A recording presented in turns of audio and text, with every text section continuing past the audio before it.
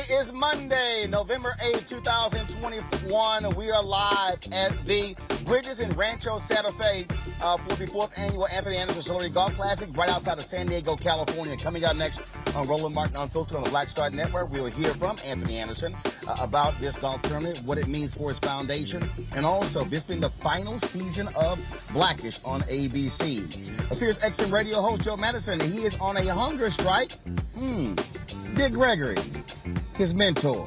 Wonder how he feels about that in heaven, because he's going to be on this hunger strike until the For the People Act and John Lewis Act are passed. Also on today's show, a Missouri prosecutor's investigation reveals a black man convicted of a triple homicide 43 years ago is innocent because he wasn't even at the scene. He is still behind bars. Also on today's show, day 2 of the trial of the 3 white men on trial for killing Ahmaud Arbery. We'll give the latest in that case as well.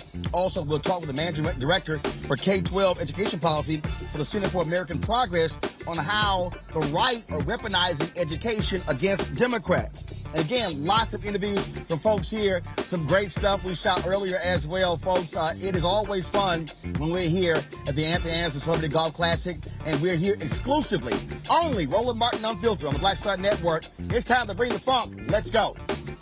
He's got it. Whatever the biz, he's on it. Whatever it is, he's got the scoop, the fact, the find. And when it breaks, he's right on time and it's rolling. Best believe he's knowing. Putting it down from sports to news to politics. With entertainment just for kicks, he's rolling. It's on go, roll, y'all. It's Roland Martin, rolling with Roland now. He's funk, he's fresh, he's real, the best, you know he's Roland Martin now.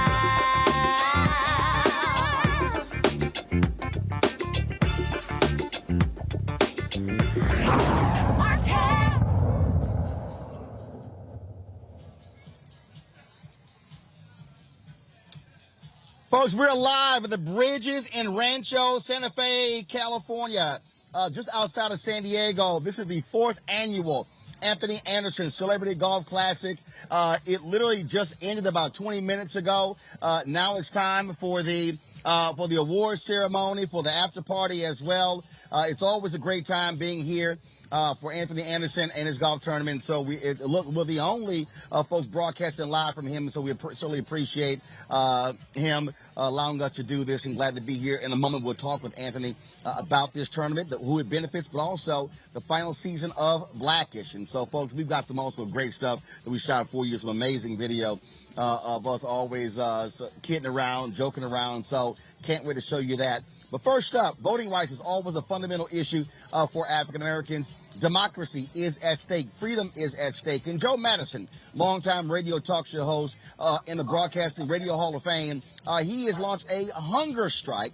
Said he is going to be on that hunger strike until Congress passes the For the People Act and the John Lewis Act. He joins us live right now. Joe, glad to have you on the show. So, why'd you decide to do this? When did you decide to do it, and why now? Well, I decided, I'll be honest with you, I decided when Biden was at his town hall meeting and a young lady asked him about using the filibuster to at least get the John Lewis bill passed or to get the Freedom to Vote Act passed. And he said, well, he waffled and he had to, I got to get this infrastructure bill through. And then I started thinking about the first Reconstruction, the compromise, and I don't want to get too deep into the history, but you know it, Roland, 1877, the compromise, and once they compromised and Rutherford became president by one vote in Congress, the first thing they went after was the vote, was the franchise. It was the upstart of the Ku Klux Klan, terrorism. And for 60, 70, 80 plus years, the impact was devastating. So here we are, 21st century, and I'm going, whoa, wait a minute. None of this gets started. Biden wouldn't be in office if it wasn't for the black vote. This does not make sense. Why are we on the back burner? And I realized one of the problems was that there's no tension. Martin Luther King Jr. Roland used to talk about creative tension. You remember when the story when he, after the '64 Civil Rights Bill, he said we got to have a voting rights bill. '65, he said, well, make me do it.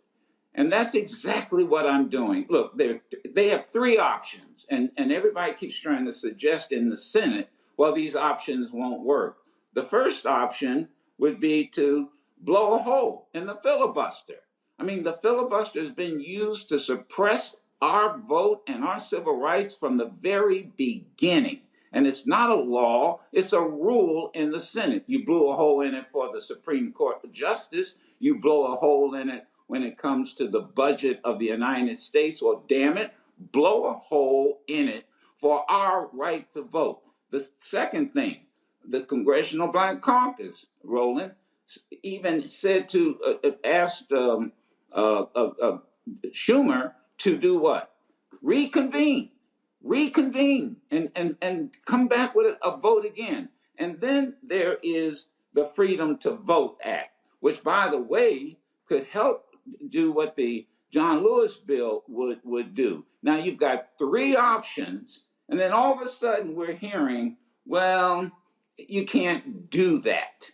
And I'm telling Biden, I'm telling Congress, look, if you don't do this, then you're going to have a rough go of it in midterm, and you're certainly going to have a rough go of it when it comes to re-election.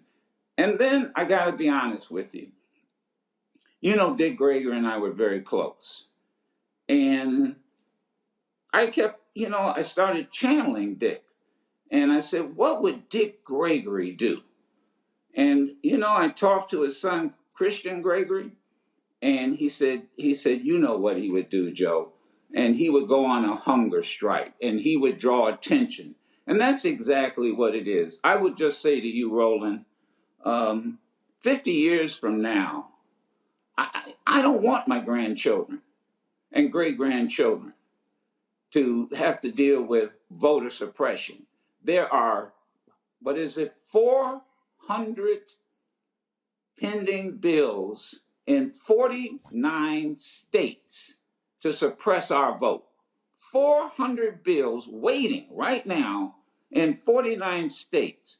So what we would end up with, it would be what we would call the end of the second Reconstruction.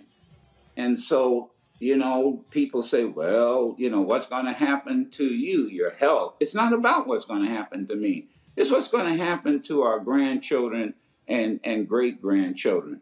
And then I'm going to tell you, man, the one person, I don't even know how he can sleep at night and look himself in the mirror, is the congressman from South Carolina.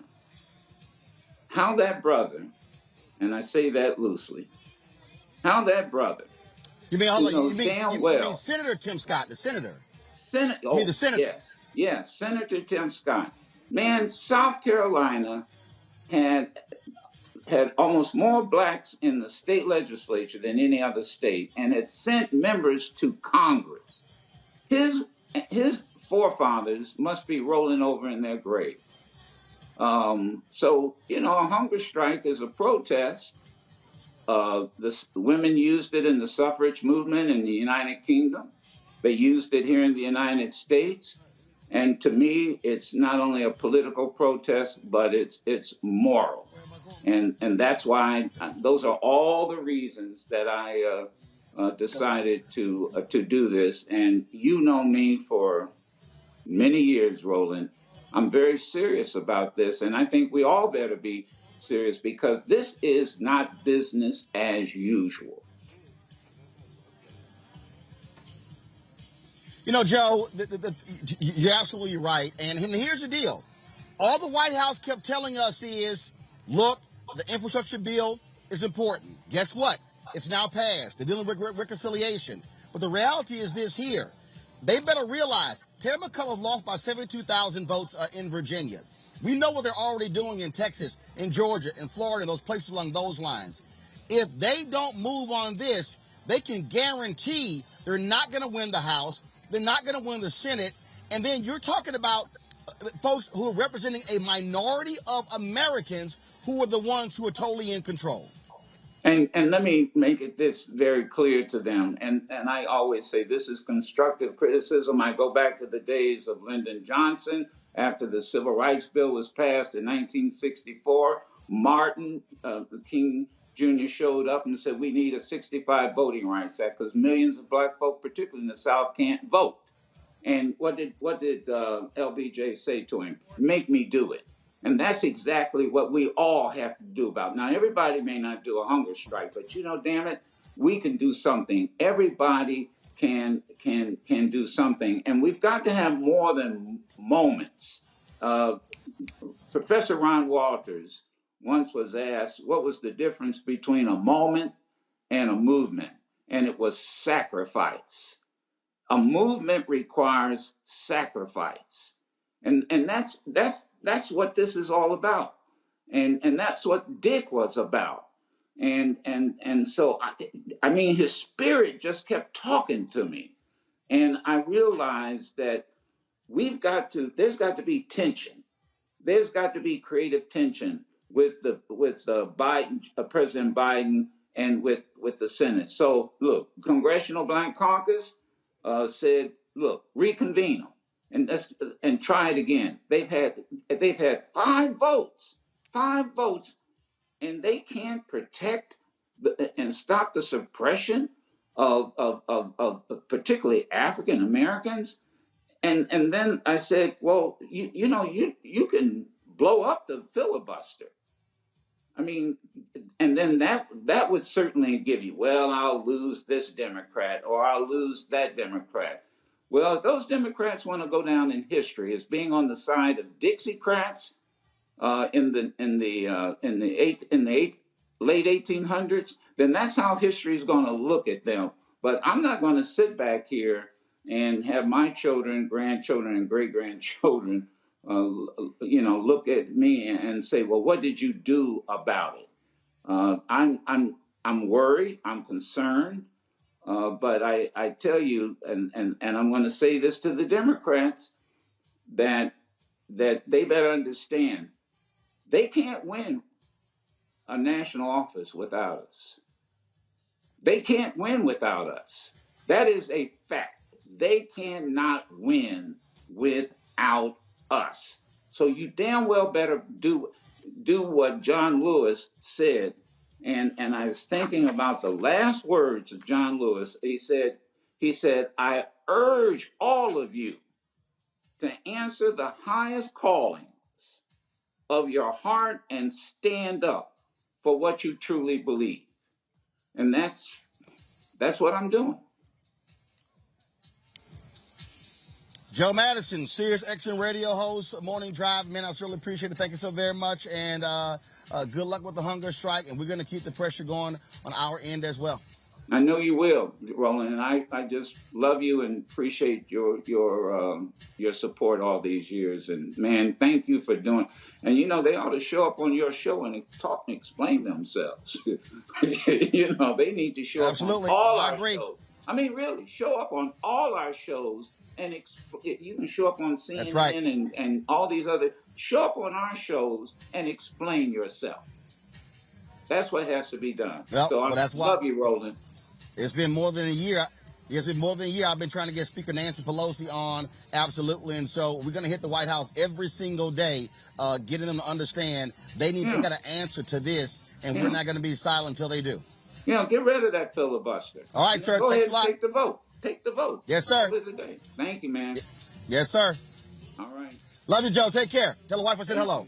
Folks, let's go to our panel. Joining us right now is Makongo Dibinga, professorial lecturer, who joins us right now. Also, we have, of course, Dr. Julian Malveaux, who joins us as well. And we have Pastor Lee May, Transforming Faith Church, former CEO, as well. So glad to have all three of you here. Julian, I want to start with you. It's pressure. That's the only thing they're going to know. And this is where folks got to be in Biden's face, in Harris's face, every single day. They are going, again, we have not had one time where President Joe Biden has called Democratic senators who do not want to end the filibuster to the White House to appeal to them directly. Hasn't happened. President Biden has wussed on his promises to Black America. He said he had our back. Our back requires our vote. He has not put himself out there for the vote. And so, yes, he has to be pressured. The Congressional Black Caucus actually stepped in to make it possible for this infrastructure bill to pass. So how come they can't step up now to make sure we get our vote? When you look around the country, what you're seeing is many ways that the Black vote is being suppressed, is being taken. And I love Joe Madison. I appreciate him so much. The hunger strike, I pray that he does not have to go hungry too long. But I know that the president has dropped the ball, and the vice president, and we all love her. We love our sister. But come on, sister, step the you-know-what up.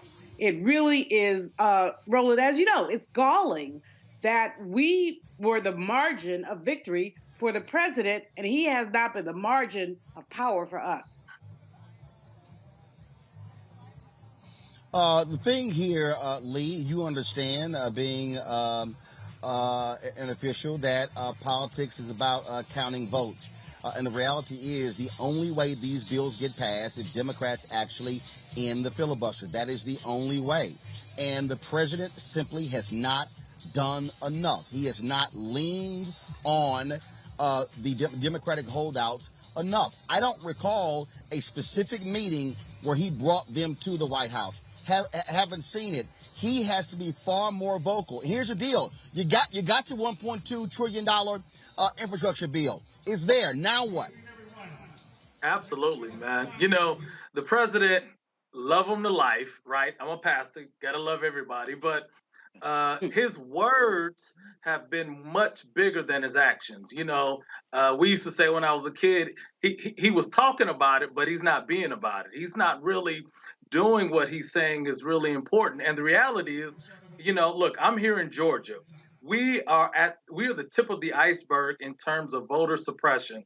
And why did that happen? Because back in January and back in November, we changed the landscape of this nation because our people, we came out to vote in record numbers. We came out to vote to determine what the United States Senate looks like. We elected a Black man and a Jewish man to the United States Senate. And before that, in November, we elected President Joe Biden and Vice President Kamala Harris, and we've done what we're supposed to do. But now our state legislature, like so many other legislatures around this country, came back with these suppressive laws to prevent people from voting. So we need federal resolve. We need the Freedom to Vote Act and the John Lewis Voting Rights Advancement Act to pass, and we can't let a rule that is established in racism and historical suppression of Black people, we can't let this rule stop us. And let me say this one last thing. You know, when we start having these conversations about you know, an infrastructure bill and budget reconciliation and debt ceiling, and we put that in the same breath as voting rights, y'all, they've completely missed the ball. You know, we're not talking about policy. We're not talking about a sociological or political ideology. We're talking about the fundamental foundation of this country. And if we can't protect everyone's right to vote, free and unfettered, y'all, then they have really missed the boat, and they just look at us as a political pawn, and we need to speak up about this. Congo. Bro, first of all, I gotta say that I commend Dr. Joe Madison for what he's doing, and when he's talking about this moment versus movement being sacrificed, look, we can all give the respect for what he's doing, but we have to join him. Like he said, everybody can do something, and we're all not gonna do a hunger fast, but he is committing to a daily action. And so all of us need to recommit right now. Maybe we're saying, I'm going to be the guy that tweets out every day. I'm going to be the person that calls the senators and the Congress people every day. I'm going to be the one to put these the pressure on these corporations who tweeted out things like Black Lives Matter and we support voting rights, and then turned their backs and wrote big checks the week after, the month after, to these Republicans. Maybe we're going to be the ones to use journalistic skills we got to call that stuff out. We have to do this. Roland, people don't understand history like you and Dr. Madison and Dr. Malveaux and Pastor Tom here. They don't understand, right? They don't understand that this is happening again. And so too many of us are walking around like, oh, everything is going to be okay because we think the rights that we have are going to be permanent. But if we don't fight for it, we're going to lose it. And so President Biden, Vice President Harris, you got to know that we are going to be coming harder than we've already been coming, because you haven't been listening. And so now we're going to take it to the next level. Dr. Madison's leading us. And that other point about coming on these shows, your show, his show, to speak, this is key, man. The messaging is terrible. With Trump and everybody, Hannity and Trump, they're like this. He can just call them up every single day. Where's the network where you can come and talk about what you're doing? If you're not going to talk about it with us, then you're not doing it. So we're going to make you get out there and make sure that you do it, because without this, there's nothing. Mm. Absolutely. All right, folks, hold tight 1 second. I got to go to a break. We come back. We're also going to talk about the $1.2 trillion infrastructure bill. A lot of stuff that's in it. Folks don't know what's in it. We're going to discuss that. And also we're going to talk about what do Democrats need to do to actually get that messaging down to the public, especially with President Joe Biden's approval numbers going much lower. Plus, we'll be talking to Anthony Anderson here at the 4th Annual Anthony Anderson Celebrity Golf Classic here in San Diego. You're watching Roland Martin Unfiltered on the Black Star Network. Back in a moment.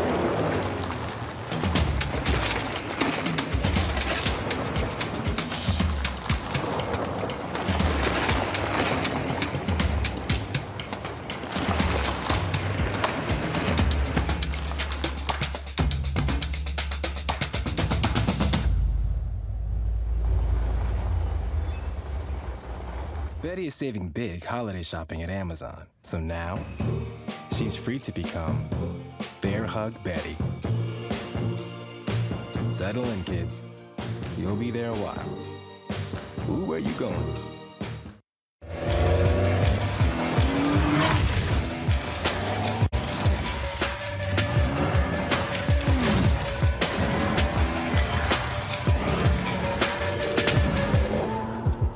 Time to be smart.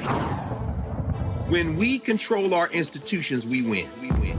This is the most important news show on television of any racial background. Y'all put $2, $3, $4, $5, $10, $15, $20, $30 on this and keep this going. What you've done, Roland, since this crisis came out in full bloom. Anybody watching this, tell your friends. Go back and look at the last 2 weeks, especially of Roland Martin Unfiltered. I mean, hell, go back and look at the last 2 days. You've had sitting United States senators today, Klobuchar and Harris. Whatever you have that you can bring to Roland Martin Unfiltered to support it, please do, because this information may literally save your life. Watch Roland Martin Unfiltered daily at 6 p.m. Eastern on YouTube, Facebook, or Periscope, or go to RolandMartinUnfiltered.com. Support the Roland Martin Unfiltered Daily Digital Show by going to RolandMartinUnfiltered.com. Our goal is to get 20,000 of our fans contributing $50 each for the whole year. You can make this possible. RolandMartinUnfiltered.com.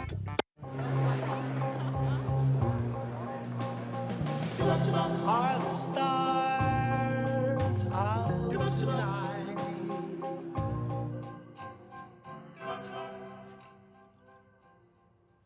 Alexa, play our favorite song again. Okay.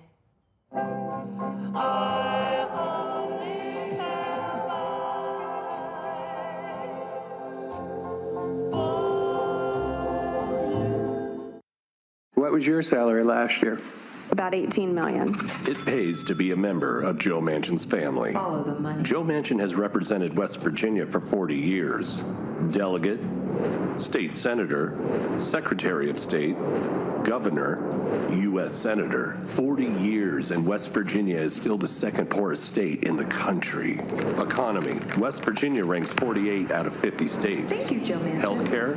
47 out of 50 states. Thank you, Joe Manchin. Education, 45 out of 50 states. Thank you, Joe Manchin. Infrastructure, wait for it, 50 out of 50 states. Manchin has an estimated net worth of $8 million, Follow the money. while the average annual income of West Virginia is just $26,000. Manchin receives a taxpayer-paid salary as a U.S. Senator of $184,500. So he didn't get his $8 million there. Nice, yeah, Joe. So where does all the money come from? Manchin receives $491,000 annually from his son's coal brokerage company, EnerSystems. His wife, Gail Manchin, received $613,000 from EnerSystems. That's $1.1 million to Manchin and his wife from his family's energy company. Manchin makes 5 times more from his family's energy company than he does as a U.S. Senator. Joe Manchin has blocked President Biden's infrastructure plan from moving forward because he wants to kill legislation to replace coal-fired plants with clean energy. Manchin is selling out his own country to protect big coal and big oil who own him. Joe Manchin, I talk to his office every week. He is the kingmaker, and he's not shy about sort of staking his claim early. The chairman of the committee that regulates coal shouldn't be a part owner of a coal company. This is Heather Manchin, Joe Manchin's daughter. After lying about having an MBA, she was named CEO of Mylan Industries. She artificially jacked up the price of EpiPens by 461% and was awarded with a 671% salary increase. West Virginia is poor, poorly educated, and broken, but Joe Manchin and his entire family have become multimillionaires. West Virginia, abused and suckered for 40 years by Joe Manchin. Time to be smart. Roland Martin's doing this every day. Oh, no punches! Thank you, Roland Martin, for always giving voice to the issues. Look for Roland Martin in the whirlwind, to quote Marcus Garvey again. The video looks phenomenal, so I'm really excited to see it on my big screen. Support this man, Black Media. He makes sure that our stories are told. See, there's a difference between Black Star Network and Black-owned media and something like CNN. I got to defer to the brilliance of Dr. Carr and to the brilliance of the Black Star Network. I am rolling with Roland all the way. Honored to be on a show that you own. A black man owns the show. Folks, Black Star Network is here. I'm real revolutionary right now. Roland was amazing on there. Stay black. I love y'all. I can't commend you enough about this platform that you've created for us to be able to share who we are, what we're doing in the world, and the impact that we're having. Let's be smart. Bring your eyeballs home. You can't be Black-owned media and be scared. You dig?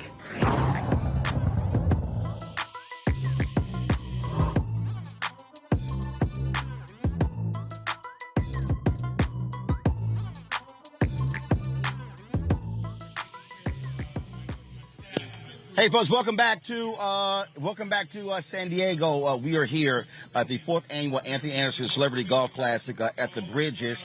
Anthony is speaking right now. We should be able to get a shot of the stage if we can. You can actually hear him in the back, and so he's there addressing the folks upstairs.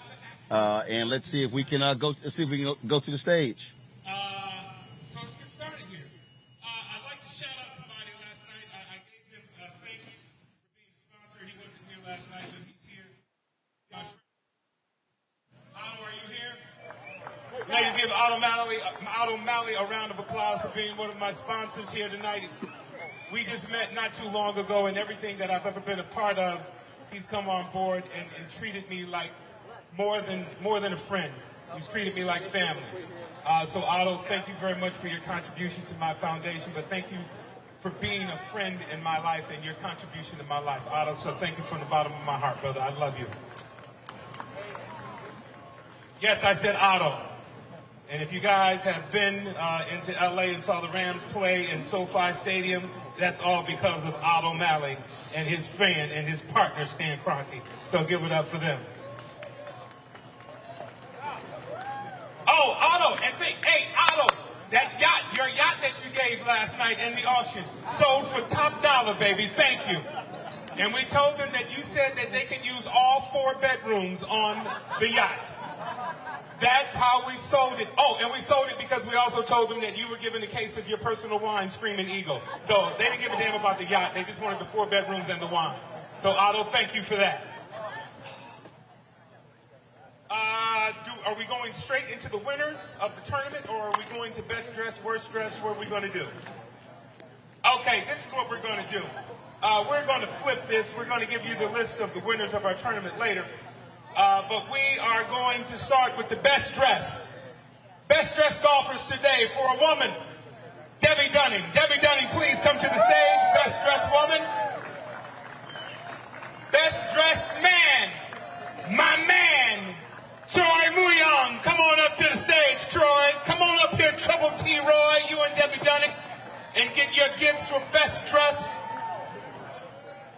I don't know how they put me on the worst dress list when I have Gucci flip-flops that match my golf outfit. All right, come to the stage, guys. Come up to the stairs right here. I guess we have something. It's a little slippery. Whoever's going to walk up here, please be careful walking on the dance floor. It's slippery. Debbie, congratulations. Thank you. There you go. All right. Oh, come on, let's take this picture.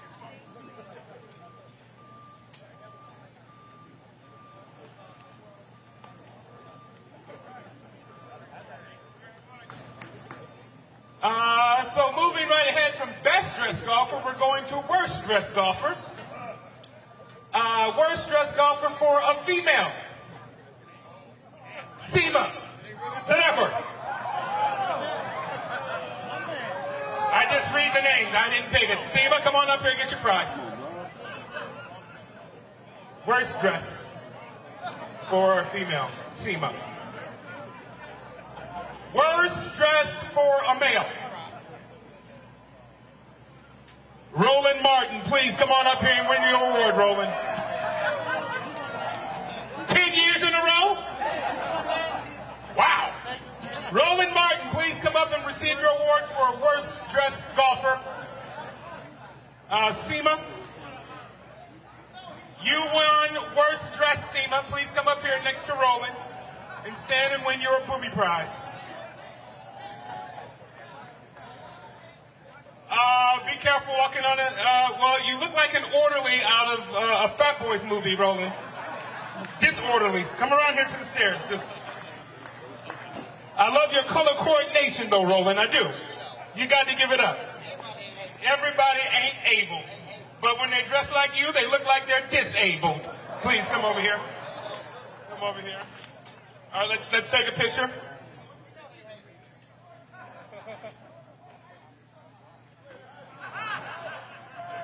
The ice cream man is coming! Ladies and gentlemen, give it up for our worst dressed golfers, Seema and Roland. Seema and Roland.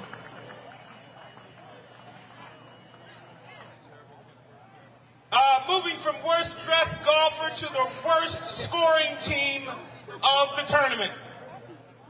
That team is the team of Jim Wilkes, George Lopez, Steve Monroe, Jerome Phillips, and Willie Jerome. Only 2 of these 5 names I called are actually here today. Willie Jerome and Willie Phillips, are you even in the building right now? Yes. The best dressed male was Troy Muyong. He came up. Piano, stop drinking. All right. All right, well, that's it. Worst scoring team.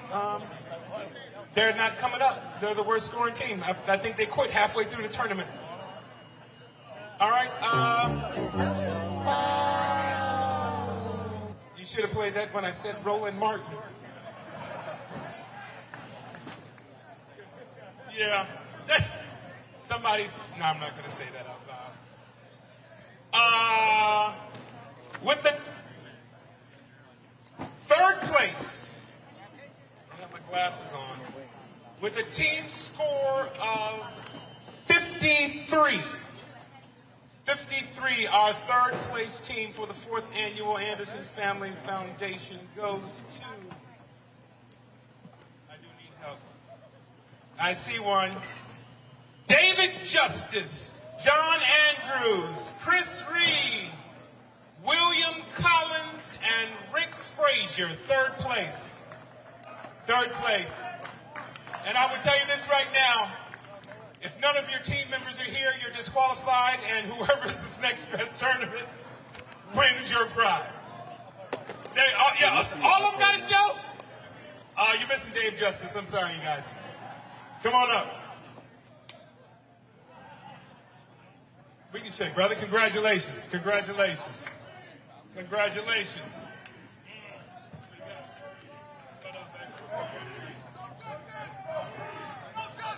You gave him the card. No justice! No justice! No justice! No justice, no prize!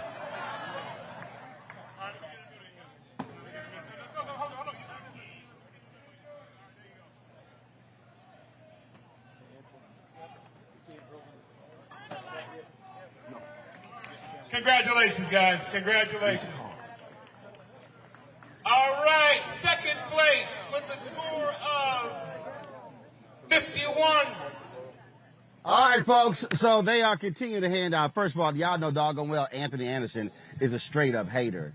So he's really upset that he's really upset in terms of how I was looking fly. Antoine, put that camera over here. Let me show y'all something. See, here's what they mad about, y'all. So what they mad about that. This is how, of course, the show colors. They mad I got the white, and they mad about these shoes. See, that's what they mad about. Antoine, focus, man.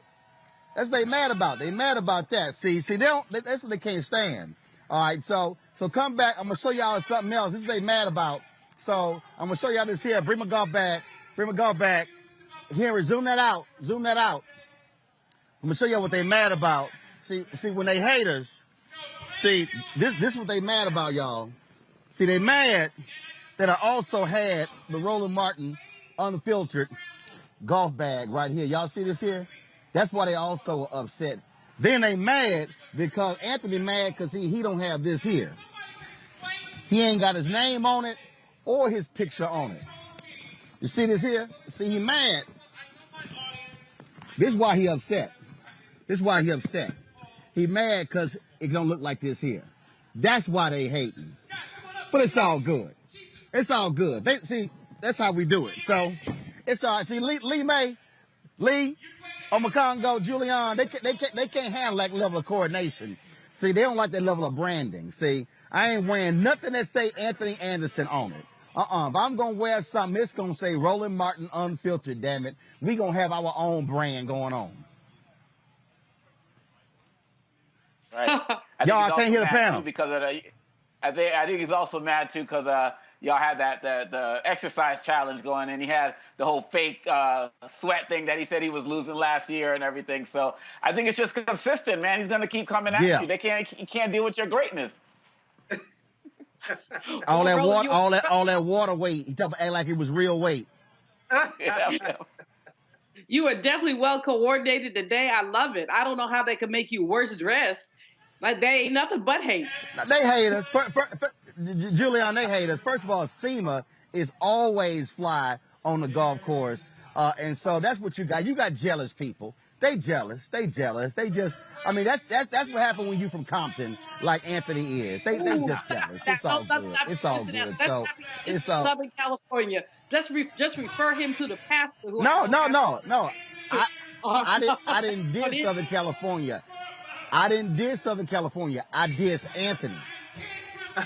That's what I did there. All right, y'all. We're gonna talk to that fool in a minute.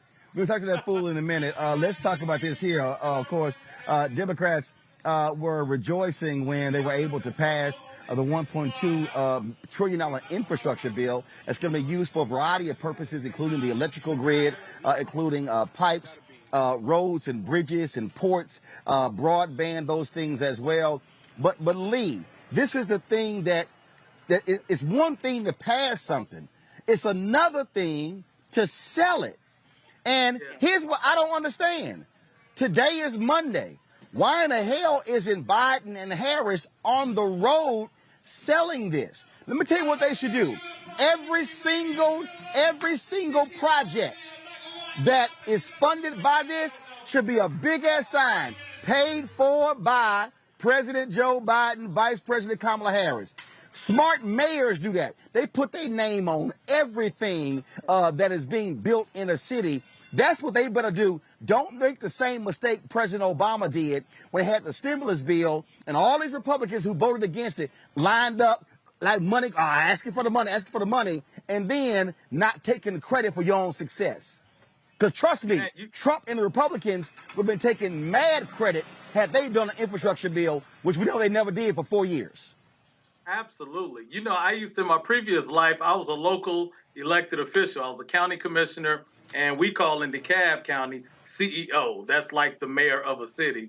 And we handled local projects. Man, I will go around the country with signs talking about, this is your pothole today. Tomorrow it will be filled because of this infrastructure bill. Everybody understands potholes. Everybody understands roads that need to be repaved. They understand the need to get off the street to be able to get on public transit. And everybody understands bridges that you go over that are dilapidated. Man, our nation, unfortunately, for literally 2 generations has underfunded our infrastructure needs, and they just did something big, and ain't nobody talking about it. They letting these Republicans talk about critical race theory and all of this stuff that don't have anything to do with everybody's day-to-day life, and they should be on the road telling their story about what this is going to do. And every time there's a bridge fix, every time there's a pothole filled, they should have a representative out there, you know, telling people this is because of this legislation. Elections have consequences, and when you elect the right people with the right policies, these are things that should happen. But I'm saying that to say this is a good bill and all of that, but I hate to go back to the voting legislation. But even as good as this bill is, y'all, I'm sorry, as a black man, as a person that is represented by people of color and all of that, man, you know, this is good, but man, this doesn't mean a hill of beans if we don't deal with voting rights and equal access and unfettered access and removal of these voter suppression laws through the resolution, through federal legislation. But yeah, man, they just, it's as if they don't know how to talk, and they're letting their opponents, their political enemies, win the day in terms of their messaging, and it's unfortunate. I'm going to bring in Clea Harris. She's the managing director for K-12 education policy for the Center for American Progress into this conversation as well, because we've seen the same thing. All of these people who voted in Virginia for, who didn't vote for Terry McAuliffe, who voted for Glenn Youngkin, talking about how education is their priority. And again, in the bills that have been passed, Republicans voted against education funding. Democrats passed it. You got to tell folk what you did in order for them to know. Ashe, yes, you do. It is beyond me why, as you said, there aren't signs going up, fireworks, everything to let folk know that this infrastructure bill passed. One thing that wasn't in the infrastructure bill is money for repairing our dilapidated school buildings.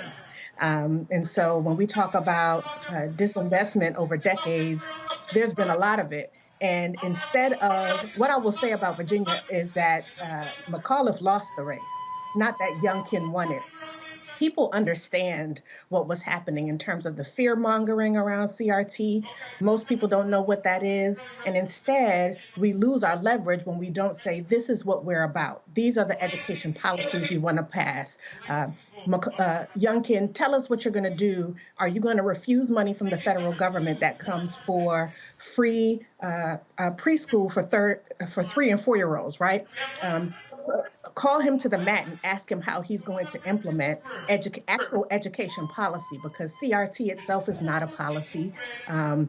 Discussing racism is not in and of itself a policy. What are the policies that you're actually going to pass that ensure that every child of Virginia has access to a quality education? And as we move into the 2022 election cycle, if we don't seize the high ground and if we don't stop taking the bait, if someone asks, are you teaching CRT? Don't get into this back and forth on whether or not that's happening in K-12, because there are aspects of it that do show up in K-12. That's the wrong conversation. We need to be talking about what we will do for children, what our opponents will not do, like make sure that their school buildings aren't making them sick, don't have lead pipes, aren't falling down around them, have proper heating and cooling, have access to broadband. And those are the things that we have not been seizing the education discussion on. And, you know, it's on the minds of all people. It's on the mind of parents, certainly, of our students, of our educators who have really been having a tough year trying to come back and navigate this COVID space. So I don't understand why we aren't being more aggressive and more proactive, but we ought to, and we need to really quickly. You know, the thing here, Omakongo, when we start breaking these things down about whether we're talking about the yelling and screaming of Republicans about critical race theory, again, it's not about education. Smart politicians know how to sell it. You use the bully pulpit to actually do it. If you're the White House, this is what you do. You decide to have education town halls. That's what you do. You have infrastructure town halls. You hit cities. You go to the red states where they broke as hell and say, this is what you do.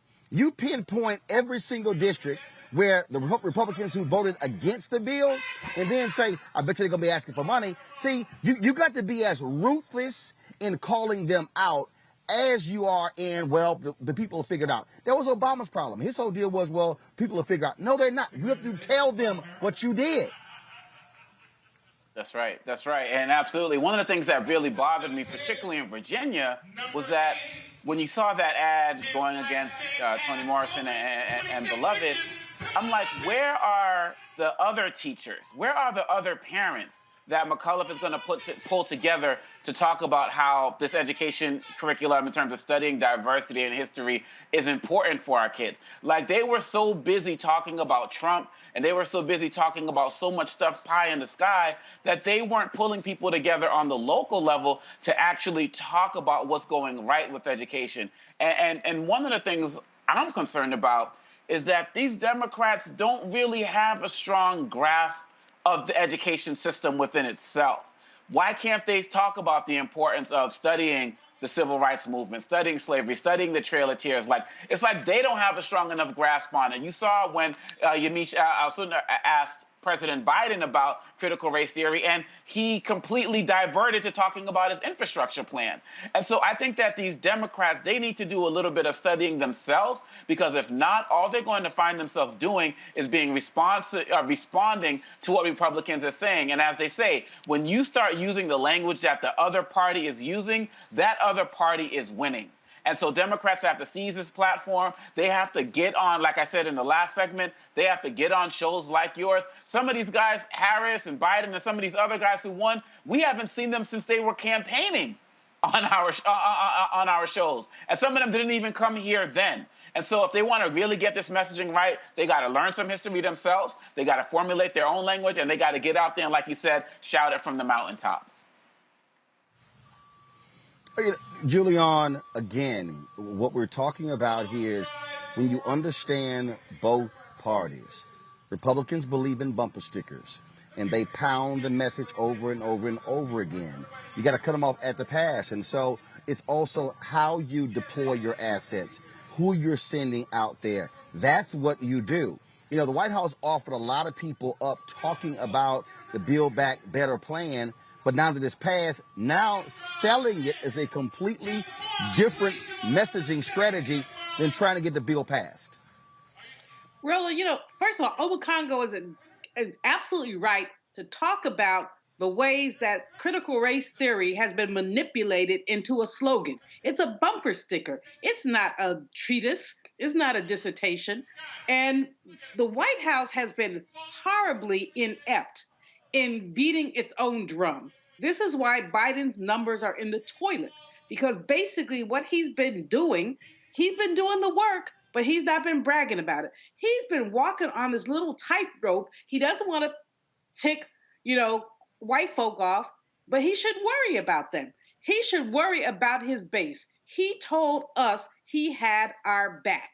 Having our back does not mean kicking Toni Morrison's book under the bus. That's what it does not mean. This whole critical race theory conversation, sister who you had on from Center for American Progress, is absolutely, let's talk about the dilapidated schools. Let's talk about schools who are older than us, than anybody on this panel, and I think I'm the elder. Schools that are so old that they're falling apart. What are we doing about that? Let's talk about water. I mean, one of the things, Roland, that really disturbs me, we passed the infrastructure bill. The money is going to go to the states. Now, who is it going to go to in the states? The Washington Post had a piece today talking about water in Jackson, Mississippi. Well, the legislature in Jackson is Republican, and they're already saying they don't want to give that in Jackson in Mississippi. They're already saying they don't want to give any money to Jackson. So if Black folks don't see their front yards, which now reek of feces, if they don't see that cleaned up, in 2022, they're going to say, guess what, Biden? Guess what, Democrats? Get your hat. This is the problem. The Democrats don't tell their own story. The pastor is right. When certain Republicans, mayors do stuff, their name is all over the place. They will have a ribbon cutting for a sewer. And what the White House has done, or the house that enslaved people built, I don't like to call it the White House, but what it has done is hidden behind its victories, and that's going to be the downfall for the Democrats. Khalil, I want to go back to this whole issue of critical race theory. This is the thing that I need people to understand. This is not about critical race theory. Again, Christopher Rufo and all these people, they said exactly what they wanted to do. Their goal was very simple. Anything dealing with race, equity, inclusion, DEI, anything. They have been wanting to get rid of slavery and other issues out of textbooks for a very long time. This is not about critical race theory. Critical race theory is the umbrella banner by which they're putting everything under. When you have these people who are going to school board meetings talking about my child brought this homework home, they cannot name the teacher, they cannot name the principal, they cannot name the school. And so we need to understand what this is. These are white people. They are playing on white fears. And that CNN story with those suburban, Virginia moms, same BS. They are appealing to the whiteness of these people. That's what we're seeing. That's correct. And the fact of the matter is, what needs to be done is, when we think about the word parents, we can't allow that to be code word for white parents. So when they say, parents feel, you need to push back and say, which parents are you talking about? Because as was said already on the panel, there was not a rallying of Black and brown parents in Virginia saying this is what we want for our children. And furthermore, many of us are parents. And so we can't cede ground to a small group of loud voices by them saying, well, you don't want to listen to parent. Well, I have 3 daughters and I'm a parent. And I'm saying to you, this is what should be happening for not only my 3 children, but the children in my community who are also my children. So we cannot cede that point. We cannot allow parents to equal white people. We cannot allow CRT to only equal Black and brown people because critical race theory and culturally responsive education is about all children.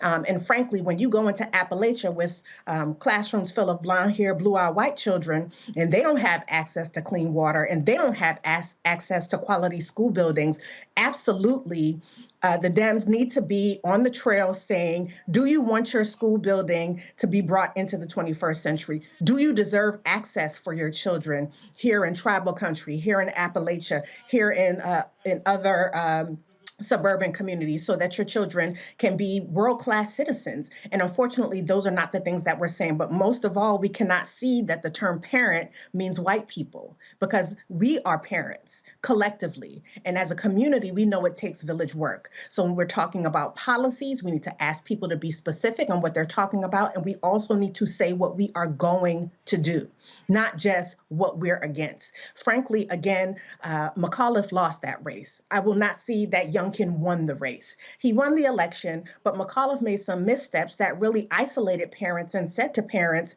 your voice is not valuable in this space. And that can't be the case either, right? You can't just say, you don't really know what you're talking about. And frankly, what we've seen around the country is that people know their neighbors. They know who they go to the grocery store with. They know who they sit in their church pews, mosques, synagogues. And they did not overwhelmingly, despite the money poured into school board elections, vote for people who are anti-CRT, vote for those loud voices willing to be disrespectful to teachers, disrespectful to school leaders, and to existing school board members. They did not vote them in on a wave because people know their neighbors. And so I agree, we need to push in more locally. But there does need to be a national campaign to sell what exactly are the Democrats about?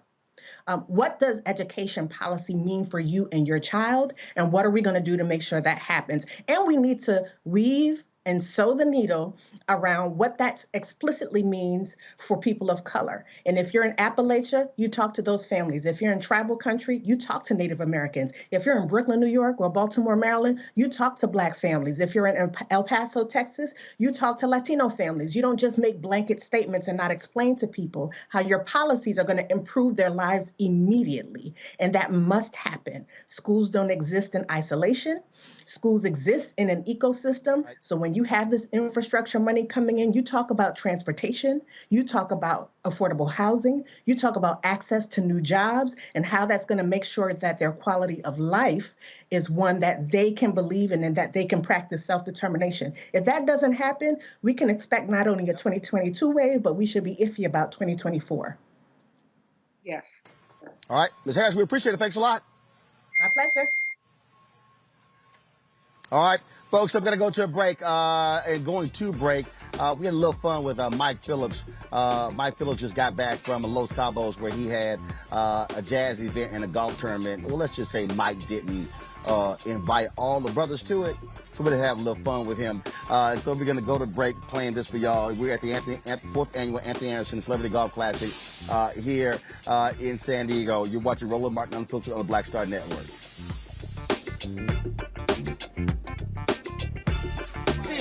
All I'm saying is, fuck Mike Phillips, fuck Keenan Jacob Lee. Oh, shit! Whoa! Because he ain't invited us. That's all I'm saying. You got to invite. Right. I can still listen. Ain't that yo. So, I'm just saying. So CC, just give me a chip. Like, yo, how can we invite Yeah. How can we invite me? Right. Hey, Flex, did you get invited to the Mike Phillips Los Cabos golf tournament? We had a little conversation. So you got an invite. So you didn't get an invite either. And I know him longer than everybody here. Now hold up. But when he tries to sell tickets to a show, can you tweet this? Can you post it? Can you send it out? Ain't that some bullshit, dog? Because that's worth money. Right. That's worth money. And hold up, do we charge him to put our followers? Not at all, because of our kind hearts. Our kind hearts. But that bitch ass didn't invite us. We got no invite, no text, no email, no pigeon. Oh, so you in the same conversation, huh? Yes. Okay, all right. Got it. We good for next year. We're good for next year. Oh, yeah, we good for next year. Right. We broke it all down. I ain't posting shit for the next 364 days. Nothing.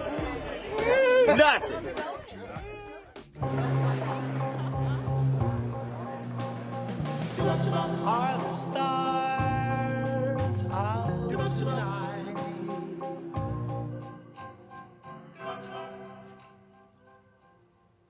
Alexa, play our favorite song again. Okay. I only have eyes for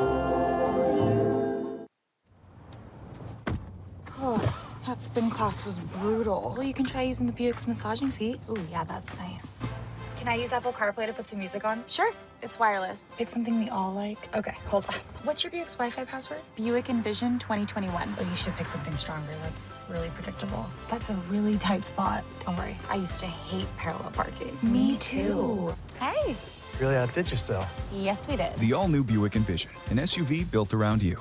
All of you. Once upon a time, there lived a princess with really long hair who was waiting for a prince to come save her. But really, who has time for that? Let's go. Feeling myself.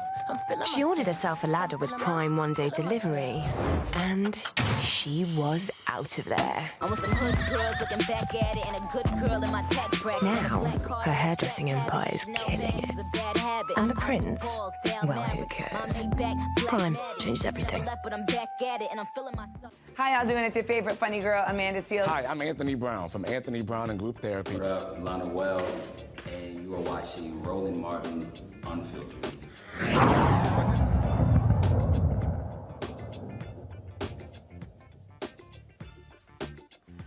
Hey, folks, welcome back to the 4th annual Anthony Anderson Celebrity Golf Classic. Glad to be here.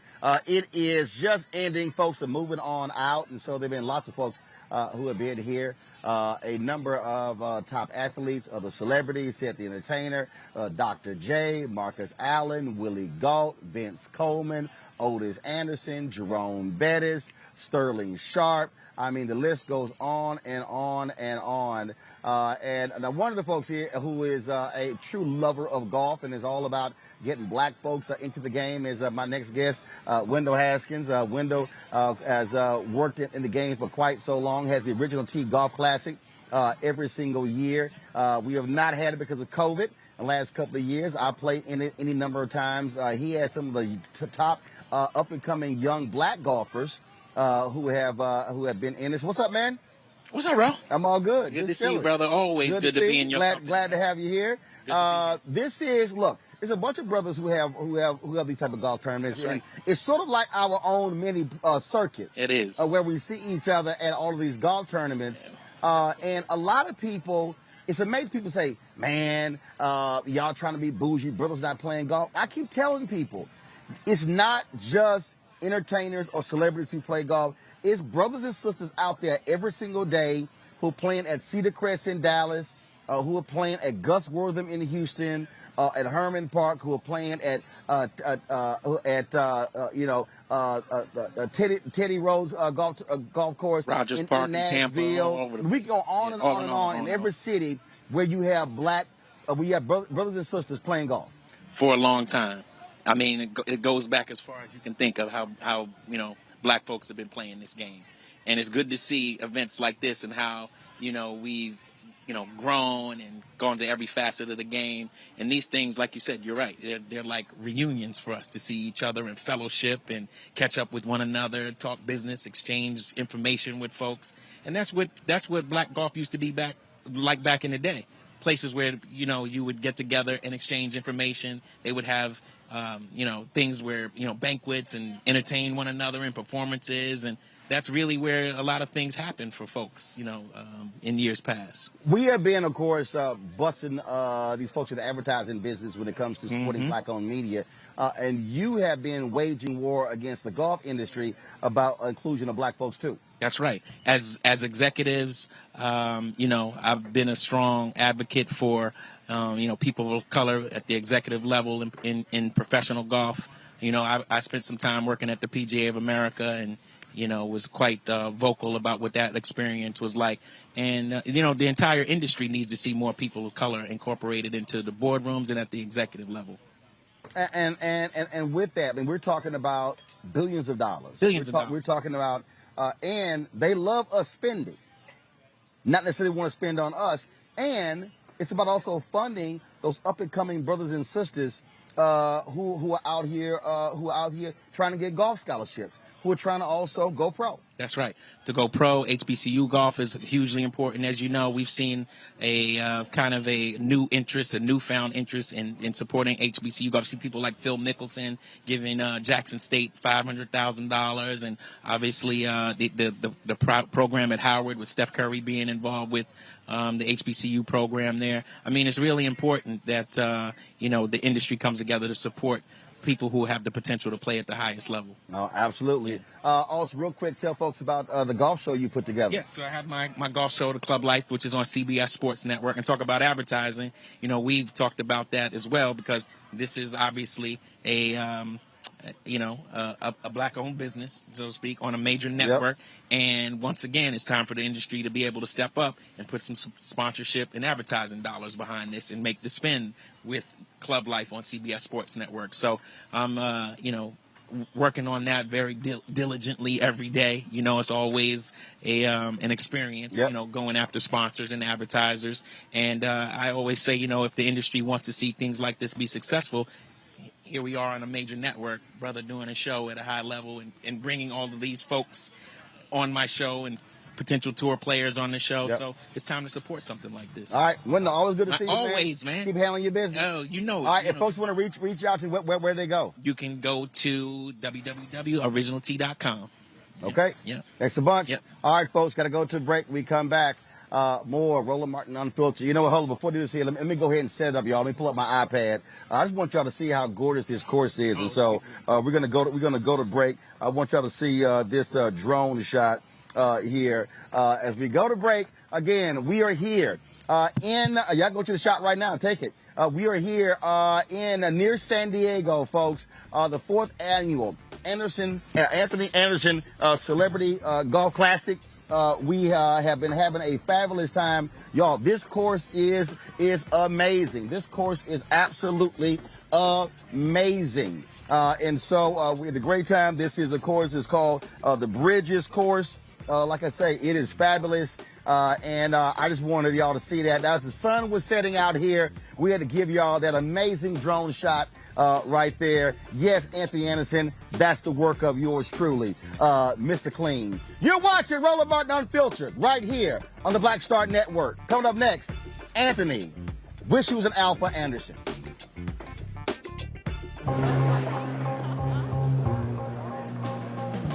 Are the stars out tonight?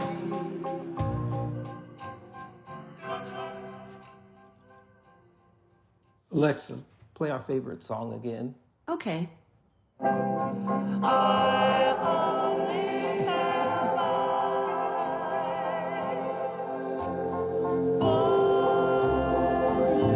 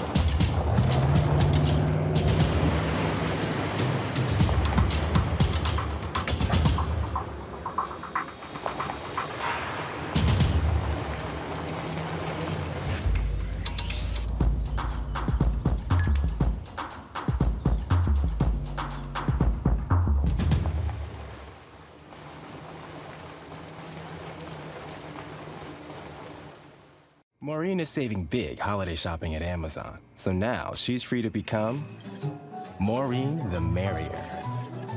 Food is her love language, and she really loves her grandson. Like, really loves. Hey, I'm Deion Cole from Blackish. Hey everybody, this is your man Fred Hammond, and you're watching Roland Martin, my man, Unfiltered.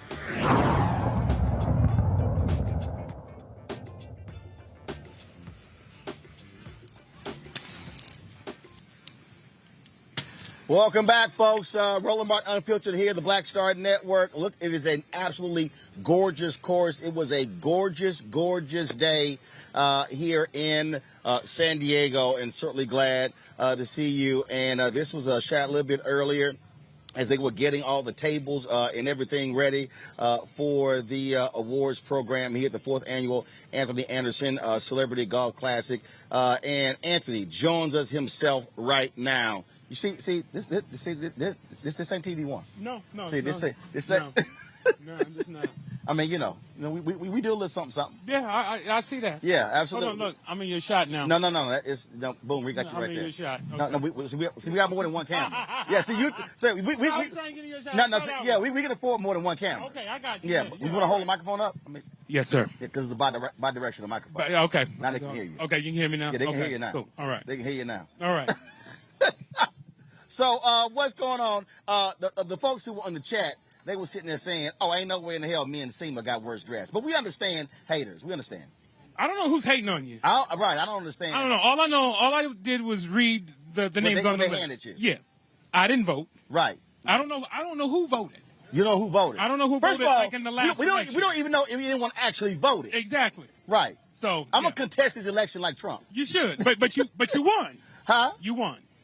Well, you can contest the results. Right. But you won. Well, actually, I didn't win. It was just granted. Okay, according to the people. Right, but you don't know if there was actually people who voted. I understand. Could have been bots. It could have just been like, what? Or just could have been Bill. Yeah, could have been Bill. Right, could have been somebody on the staff. Yeah, could have been. That's all it is. Could have been. All right, so this is the fourth year. So who does this actually benefit? Several organizations, man. I grew up in Compton, California, so we have the Compton Equestrian Center. There's also an aviation school in Compton. Also little grassroots organizations where $5,000, $10,000, $15,000 means the world to them. So these little grassroots organizations in the community in which I come from, and then bigger places like the Children's Hospital of Los Angeles, the LA Mission, the Boys and Girls Club of America. So that's who this foundation, or that's who benefits from my foundation. Gotcha. And of course, you have the Anthony Anderson Family Foundation. Mm-hmm. So what does the family do?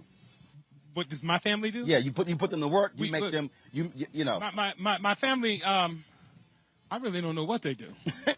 It's a collective thing, man. It's a collective thing. We raised our children to help. And that's what they do. That's what they grew up doing. So that's my family's contribution to what we do. And in particular, we would go to armories and pack boxes for the soldiers overseas in Afghanistan and whatnot. Send gift packages to them. And things like that. And so that's what my children grew up doing. So that's their contribution. Gotcha. Always great to see a lot of familiar faces here. A lot of the brothers and sisters who fly into this event. You have it sort of all over. You've had that Bighorn before, and then decided to have it here. And so talk about that. Bringing a little flavor, a little color, a little soul. Let them know we're here. Yeah. Let them know we inside and outside. Wait, you tell me this. You've played both places now. Not that there's a competition or whatnot. How did you enjoy playing here at the Bridges this year? I think this is a more difficult course. A lot more undulation. Yeah, definitely. And you got to place your ball. And also it was a bit warmer. Because, see, last time we played, Henry, who works with me, damn near fell the hell out because of the heat. And then again, it was in May. It was in May. Yeah, we have it in May. Hot time to have it in But it didn't look, I'm from Houston, so I was like, it was close to like 105, and I was like, what 105? Right. It wasn't no big deal to me. Right. That's how I can handle the heat. No, I'd like to tip my hat to the staff here at the Bridges for, taking care of us. It was A1 across the board. I enjoyed it. Great course. This is my first time playing the course here. Oh, really? So every shot was a blind shot for me. But I love the course here. Phil Mickelson, who I've become friendly with over the years, is a member here and lives in the community, told me that I was going to love the course, and I did. And I did. So I'm looking forward to coming back here if they have us. Hopefully, you didn't mess it up with your worst dressed outfit. Don't be at the hope, but you didn't mess it up with your loud music, with your 4 speakers on your golf cart. Well, that's what I do. Yeah. That's what I do. Why do you look like a caddy from the Masters? I don't. Yes, you do. I just show. First of all, the show colors are my high school colors. Okay. My Magna School of Communications. Okay. And we have our shirts in red, gold, black, and white. And so I chose to come out here looking clean. You know, everybody Why not you there. shimmy in your shoulders while you talk to me? Because that's how you do it. See, when you got swagger, that's how you do it. When you got swagger, that's how you do it. Plus, you got to have the pants that pop. Okay, pants that pop. Right. You know, see, look, the cuff has to hit the door frame before you do. Really? It's swagger. Okay. It's swagger. Everybody ain't got it. No. I kick down doors, so my cuff still hits it. Oh, really? Yeah. In them shoes? Well, these are. Let's stay with the people, man. Let's stay on top. No, speaking of that, I'm paying him. Zoom in on them shoes. No, because my toes. Hey, you can't show my toes. Hey, man. I got a fungus on my toes. Damn, hold up. I need to put a mask on? No. This is like COVID? I need to put. What? Damn, did you Don't see show that big toe. Don't you show that big toe. Don't you show that big toe, sucker.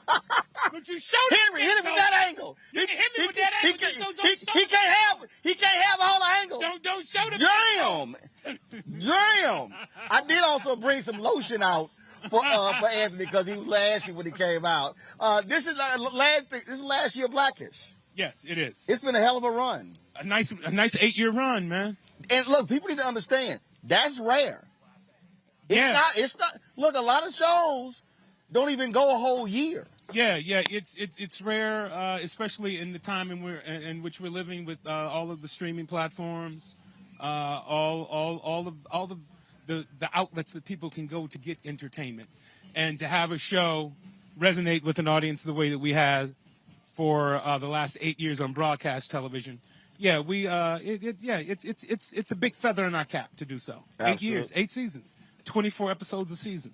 And y'all had about 18 spinoff shows. You were on Law and Order, so that you say, well, look, he's still doing shows. So because y'all had grownish, mixedish, whitish, Blackish, soulfulish. So, I mean, there's been a lot of issues. Maybe Spanish, maybe Jewish. Hey. There's a few out there that we haven't tapped into yet. Right, and you don't mind extra checks. Not at all. Yeah. Not at all. But, so we'll see what happens. We'll see what the future holds. I think my panelists have questions for you. Julian Malvo, you have a question for Anthony Anderson? I'm going to give him this. Absolutely. I'm going to give him this. Well, you can just hear your question. Hold on. Watching them damn fungus feet. Them fungus feet. I can hear you now. What's the question? The question is... Hello? Hi. The question is, in the charities... Hi, I can hear you. Yes. In the charities that you're giving money to, which of them focus on education? And as I was saying, if you didn't hear, I love those shorts. Thank you very much. Which of these charities? The question was which of these charities that I give to focuses on education. The ones that I mentioned, they don't. Other than the education of self and the education of what you can do in their community. But there are other organizations that my foundation writes checks to that do focus on education. What those are, I can't tell you right now, but that's what we do because education is key, and that's what we do. I still do a lot of work in the schools that I grew up going to in Compton, Roosevelt Elementary, Whaley Junior High School, and so on and so forth.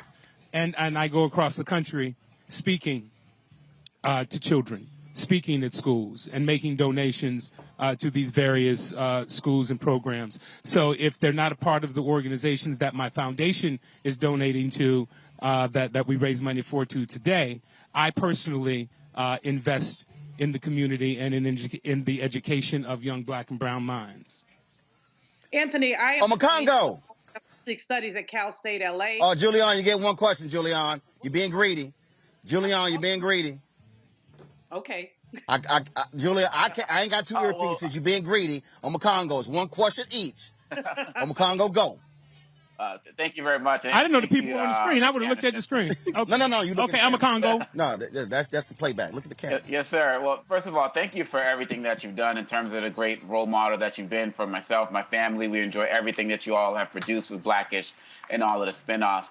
One of the questions that I would have is, you all seem that you are just in this other world, just of brotherhood and sisterhood when you're at these golf tournaments. What do you think it'll take to get more young kids from our communities interested in golf at earlier ages? You know, so many are caught up in, football, basketball, baseball, and so forth. But it seems like there's something that can be there for young folks if we could just turn them on to it. Well, first off, young black and brown kids aren't afforded the opportunity to play this sport because we don't have golf courses in the neighborhoods in which we come from. We don't have the exposure to that. Once we are exposed to that, or it can provide that the opportunity to these children, then I think things will change. But, I don't know where you're from, but where I'm from in Compton, there wasn't a golf course that I could go to. There wasn't a golf course that me and my friends could go to. As a matter of fact, if we saw somebody walking down the street with a golf club in our hood, we went the other way. So I don't know what it is that we can do other than have opportunities like I'm having here right now with my foundation and my golf tournament. The same thing that George Lopez and Cedric the Entertainer are doing with their golf tournaments. The same thing with OTGC, my golf club in New York, Original T Golf Club, where we invite young black and brown children out to our golf tournaments to play and become a part of it and mentor them. So it's up to us to give them these opportunities and to show them a different way of life and a different sport outside of football and basketball and baseball, because what a lot of people in our community don't understand are how many golf scholarships go unused for young black and brown children that can provide a free education for them. So it's up to us to open the doors to that and show them this, so they can see that if they want to be an athlete, there's more to it than football, basketball, and baseball. There are other sports out there that we can be a part of. And, golf is an expensive sport. It has to be underwritten by somebody, a company or someone like me. And so that's what we do. That's what the First Tee program was all about. And that's, why events like this are important for the community. Lee. Thank you. Yeah, man. So look, man, I appreciate your career. And I just got a quick question. Where's my invite, brother? I want to golf. No, I'm just kidding. I'm just kidding. Real quick, a lot of times we look at celebrities, people who are in the media, people with a lot of money, and we just look at them and think that they can do it all, right? Is there anything that, like I'm a pastor now. I used to be in politics. I'm a pastor. And we just have a ton of churches that are always looking to partner with people doing good things. Is there something that you would love to really lean into, some kind of community outreach, some kind of foundational kind of thing that you want to do that you need partnership with, man? We would love to come alongside and help you in any way that we can, bro. Oh, well, we all need partners. In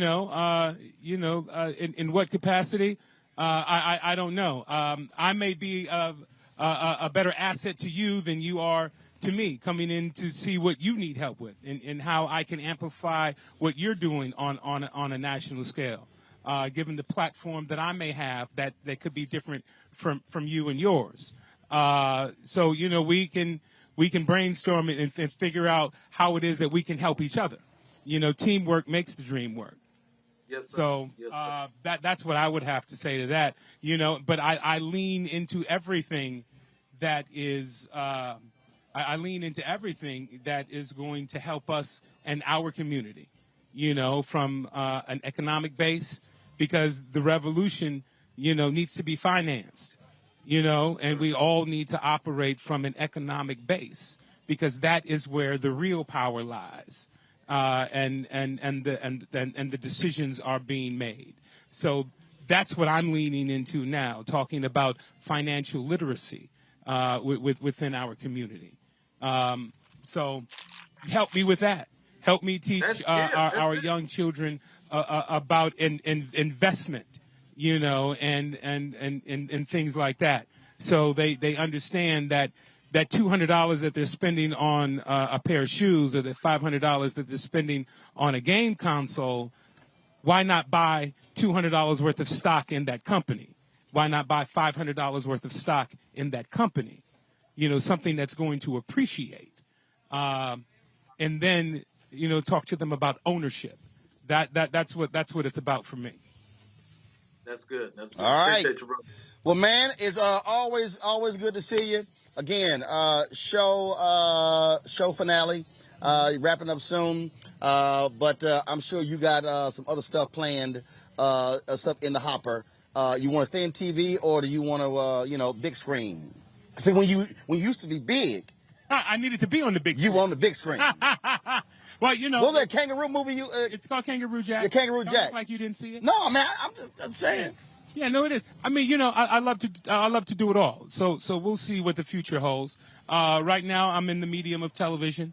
There are a few opportunities there that I'm seriously considering, and we'll see what films are out there for me to do when I have the opportunity to do it. But right now, just leaning more into television. May flip it to the dramatic side after, you know, having a successful run on a sitcom for the last 8 years. Might just flip it back and go back to what I was doing on The Shield, on Law and Order, and things like that. So we'll see. Maybe a little dark comedy.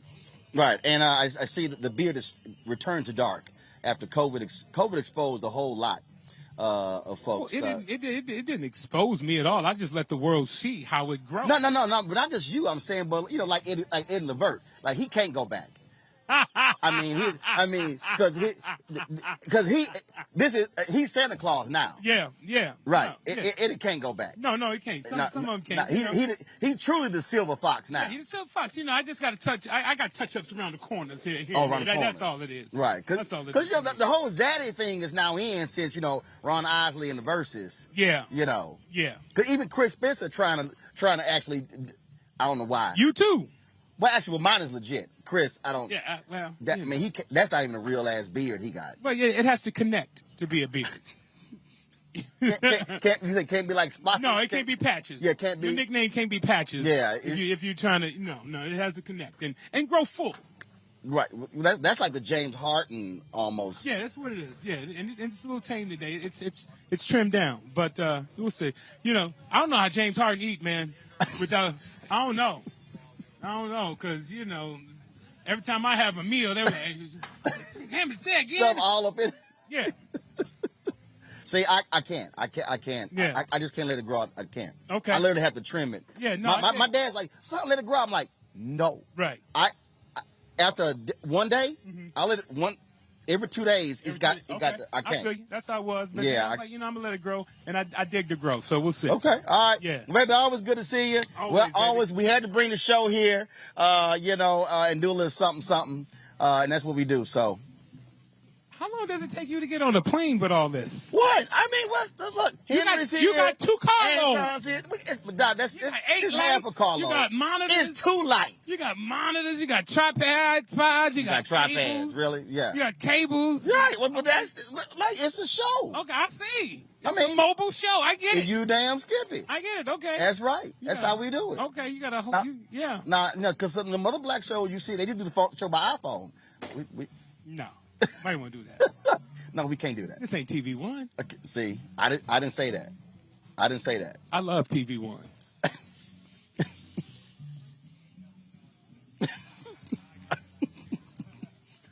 I ain't say that. Somebody yell cut. Oh, I thought you were continuing. I'm done. I said I love TV One. Okay. But you really love Roland Martin Unfiltered on the Black Star Network. That's where we are, Black Star Network? Yeah, I launched that September 4th. Okay. Yeah. I do really love Roland Martin Unfiltered on Black Star Network. This your own network? Yes. All right. That's Chubby Bob Johnson.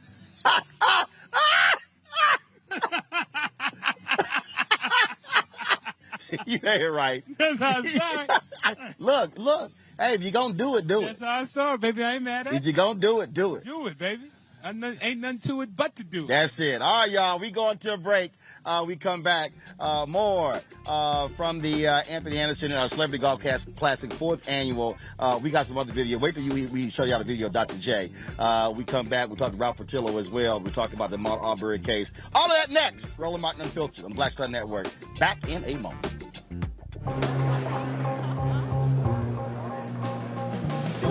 Are the stars out tonight?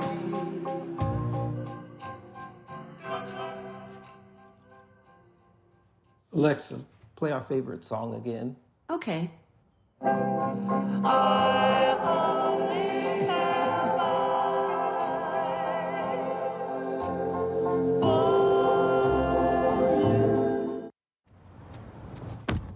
Oh, that spin class was brutal. Well, you can try using the Buick's massaging seat. Ooh, yeah, that's nice.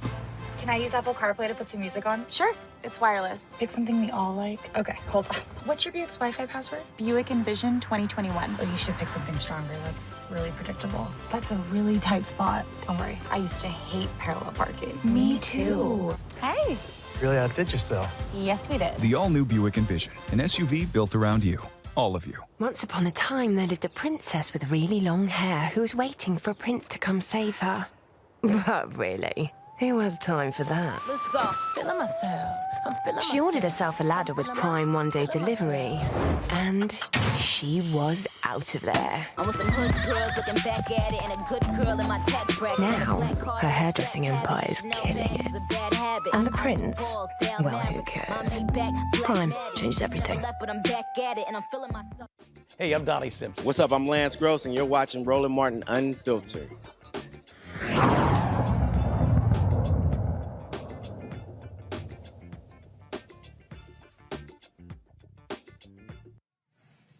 Hey, folks, Roland Martin here. Welcome back. Roland Martin Unfiltered, Black Star Network. We're here near San Diego for the 4th Annual Anthony Anderson Celebrity Golf Classic. This is the, man, we've spent a lot of time out in Southern California. I told you I was like a tour. We had a Cynthia Entertainer was first. George Lopez was second. Eric Dickerson was last week. Anthony Anderson is this week. This is actually don't keep this shot, y'all. This is the drone shot going down the 18th hole. Again, this is a fabulous course. We had a great time playing this course. I have no idea what our team shot. But we don't really care about those scores. An absolutely gorgeous also clubhouse here. And so they were phenomenal hosts. The brother, first of all, let me thank, here, what was that brother's name? Was it Daryl? Let me thank Daryl. Daryl hooked us up, made sure we had power, and so some of the other folks here. And so we always got to give a shout out to the folks who do us right. They actually made sure we actually, again, were able to hook up, give our lights, cameras, everything like that. For the show. All right, folks. Let's talk about the news in Georgia. Day 2 of the the trial of the 3 white men who killed Ahmaud Arbery. The continuation of this trial. Robert Patillo joins us right now, of course, with the Rainbow Push Coalition, Peach Street Project, also the attorney there as well. Robert, this is the thing here. The attorneys for these 3 white men, they know what the hell happened. They know they chased his brother down. They want to demean his character. They want to tear him apart left and right. We know that's exactly what they want to do. So what happened today in the courtroom? What we saw today, and thanks so much for having me on, Roland. Barbara Arnwine from the Transformative Justice Coalition has been providing outstanding leadership for the social justice community down here in Glenn County, Georgia. What we saw today was the beginning of the prosecution's case in chief, where they presented evidence and testimony from the first officers who responded to the scene of the shooting. They had one of the officers recount what he recorded on his body cam, as opposed to simply showing the body cam footage to the jury. They also presented the murder weapon to the jury and explained that the shotgun was covered in Ahmaud Arbery's blood, even until this day, because that evidence has been stored since the time of that shooting. Additionally, they interviewed the other first responders who did respond, including very graphic photographic evidence which was presented to the jury in order to establish their case in chief that this was indeed an intentional killing by the McMichaels and also their accomplice, was Mr. Bryant. So what we're going to see is probably the prosecution wrap up their case in chief tomorrow because they have a very simple and direct case. They're going to be relying primarily on the video evidence and the statements by officers, and then turn it over to the defense for their case in chief thereafter. And I think the judge has articulated they do plan on having this wrapped up by Thanksgiving. So we may indeed have the secession of the defense case by the beginning of next week and then into deliberations. Do you believe that the prosecution is going to be as methodical in this case as we saw in the trial of Derek Chauvin, who killed George Floyd? Not at all, and I think that's one of the concerns that many of us have who are down here in Glenn County, Georgia, addressing this case. Going back to even the jury selection in this matter, we ended up with a jury that had people are fixated on the 11 white women and one African American being on the jury panel. But the bigger issue to me, having tried cases, is the fact that one of the McMichaels is a retired law enforcement officer, and two of the people on the jury are retired law enforcement officers. You also have a retired military officer on that jury. You have a 911 operator who's on that jury. So you have people who have direct conflicts with rendering a fair judgment and fair verdict in the case. Often cases are won and lost in the jury selection phase. So I think that's would be very concerning to people. Even the judge in the case during jury selection articulated that he believed that there was a racial issue with regards to these impaneling of this jury. However, because the state did not file what's called a McCullough motion, which would challenge the peremptory strikes issued by the defense,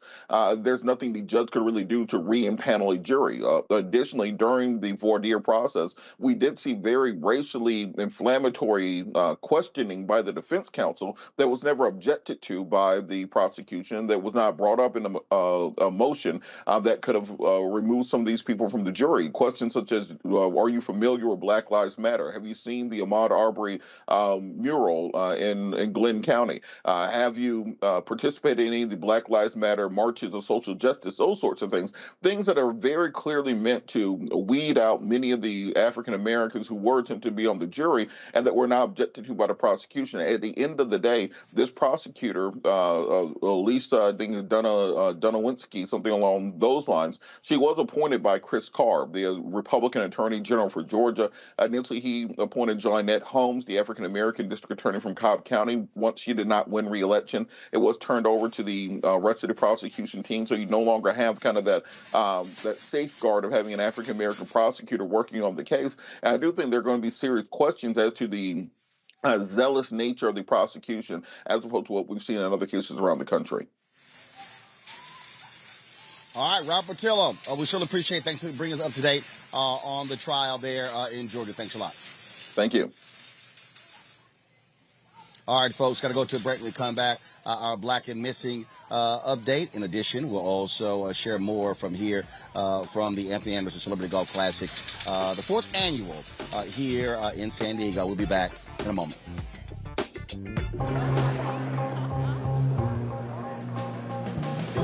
Are the stars out tonight?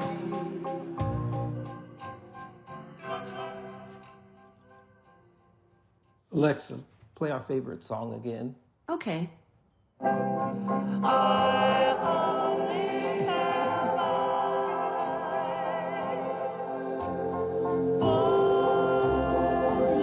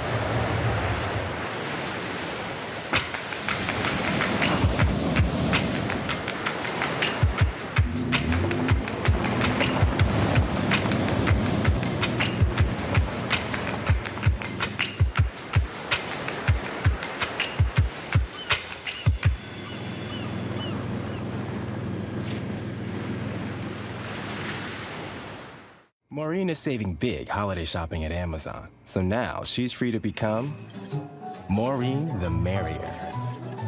Food is her love language, and she really loves her grandson. Like, really loves. Hi, I'm Vivian Green. Hey everybody, this is your man Fred Hammond, and you're watching Roland Martin, my man, Unfiltered.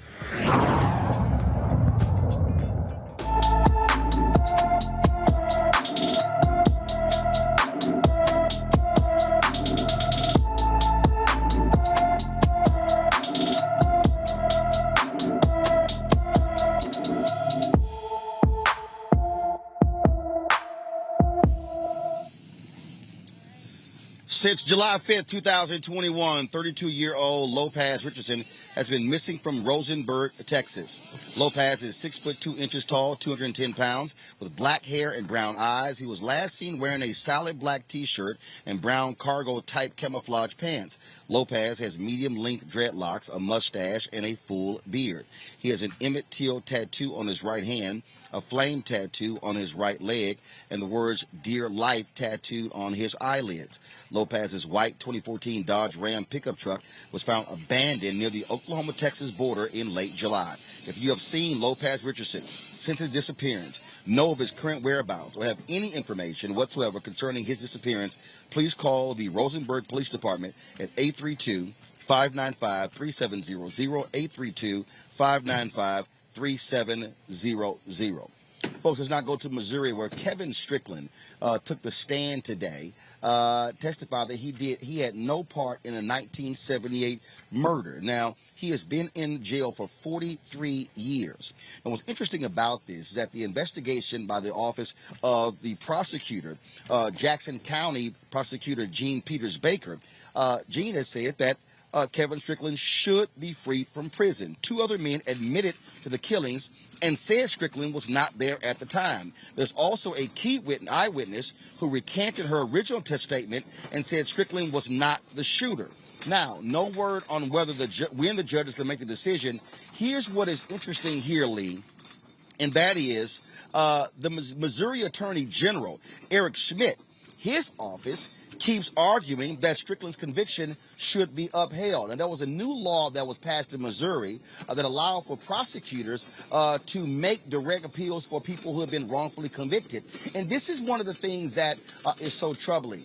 Here you have the prosecutor's office, the one that was responsible for the prosecution, saying the man should be free from prison, but you got the Republican Attorney General who is saying, nope, upheld, upheld. I mean, this is the sort of nonsense that we're seeing, and this brother has been in prison for 43 years.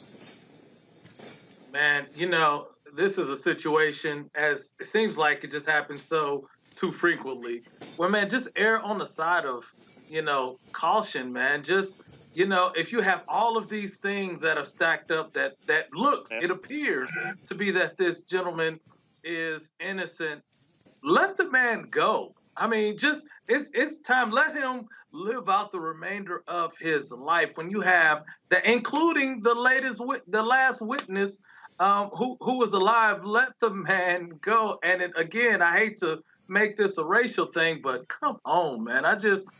We see this too often with brown and black people of color who have been incarcerated and without just due. And we find after 30, 40, 50 years that they're innocent. Man, it's just time to let this brother go. This is what's so crazy here on Congo. You have these Republicans who talk about being pro-life, and all they care about are keeping people locked up, and it's shameful. Here you have the prosecutor, where they've gone through a full investigation saying, free this man, yet the state attorney general is fighting it, saying, no, keep him in prison, keep him in prison. Even with all of these recanting and all the testimony, they still say no, keep him locked up. 43 years. This is just, it's inhumane, man. I want to say it was ridiculous, but it's inhumane. I'm thinking about, before Trump became president, I started to actually see some Republicans who are actually starting to change their stance as it relates to prison reform. They were reading books like The New Jim Crow, Michelle Alexander, and they were kind of focusing on the economic side of things in terms of why we needed it. But there were some changes that started to come. Under Trumpism now, it's back to where we were during the crack epidemic, man. Lock them up, throw away the key, doesn't really matter. I'm thinking of all the things that I accomplished in the 43 years of my life that this man did not have an opportunity to do. And we need to have people call for compassion. We talked about this with Julius Jones as well, man. And so really at the end of the day, the prosecutor's there as well. We need to put this pressure on, man, because they are going to keep doing that. They're going to keep locking us up, and for crimes that we did commit, for crimes that we didn't commit, for crimes that we may have committed, they are going to do anything to keep a black face as the face of incarceration. And it really has to stop. And it's only going to stop with continued pressure from us. And so I'm really glad that you're bringing up this story, because you're not going to hear this anywhere else but Roland Martin Unfiltered. Julian. My heart breaks when I see the brother in a wheelchair. He's in a wheelchair. He's incapable of doing anything. He's been incarcerated for 43 years for something he did not do.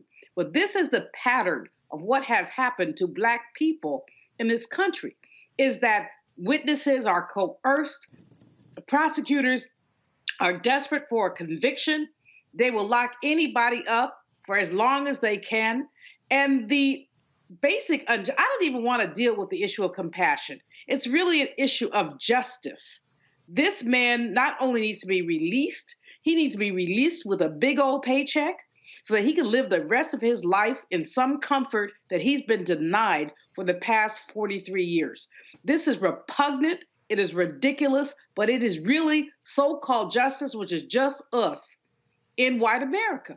And we'd have to, Obakongo is right at a level, we have to go back and look at the ways that we have been criminalized. So you see a Black man, he's a criminal immediately, can be locked up immediately. You've got the recanting, you've got all of this, but you've got a greedy prosecutor who really believes that this man should not have justice. It's wrong. Roland, thank you for lifting it up. But let's just say, just like we lift this one up, Kevin Strickland is one of thousands of Black men and women who have been unjustly incarcerated. All right, folks, got to go to a break. First of all, let me just do this here. I'm going to thank the panel, Lee, Omakongo, and Julian. Thank you for joining me. We're a little bit later today. We're on the West Coast. Normally we're 6 to 8 p.m. Eastern, but 8 p.m. Eastern to 10 because we're out here on the West Coast. And so we surely thank you, three of you, for joining us on the panel today. When we come back, Ken Griffey Jr., Sterling Sharp. You know, we always ribbing each other. We'll show you some of the stuff that we took place a little bit earlier today at the 4th Annual Anthony Anderson Celebrity Golf Classic. Back on Roland Martin Unfiltered on the Black Star Network in a moment. Oh, that spin class was brutal. Well, you can try using the Buick's massaging seat. Ooh, yeah, that's nice. Can I use Apple CarPlay to put some music on? Sure, it's wireless. Pick something we all like. Okay, hold on. What's your Buick's Wi-Fi password? Buick Envision 2021. Oh, you should pick something stronger. That's really predictable. That's a really tight spot. Don't worry, I used to hate parallel parking. Me too. Hey. Really outdid yourself. Yes, we did. The all-new Buick Envision, an SUV built around you, all of you. Betty is saving big holiday shopping at Amazon. So now, she's free to become Bear Hug Betty. Settle in, kids. You'll be there a while. Ooh, where you going? Hi, I'm El DeBarge. Hey, yo, Peace World. What's going on? It's the Love King of R&B, Raheem Devon, and you're watching Roland Martin Unfiltered.